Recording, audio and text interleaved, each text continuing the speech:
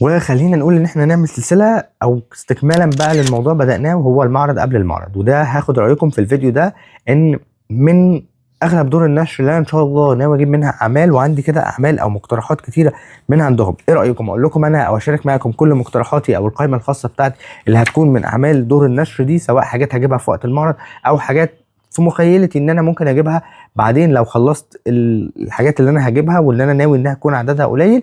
ولا تحبوا ان انا اقول لكم من كل دار نشر ايه اكتر روايتين فعلا دول لافتني بشكل قوي جدا، ودول اكتر روايتين لو انا هروح دار النشر دي واقرا الروايتين دول اول ما يخلص المعرض او في اوقات المعرض، هم دول فعلا الروايتين اللي انا هتجي واقراهم؟ فقالوا لي اي فكره تحبوهم اكتر، ولو كده نبدا فعلا السلسله دي واقول لكم من كل دار نشر ايه اكتر روايتين انا ناوي اشتريهم من هناك، واقول لكم نبذه عنهم بشكل سريع جدا.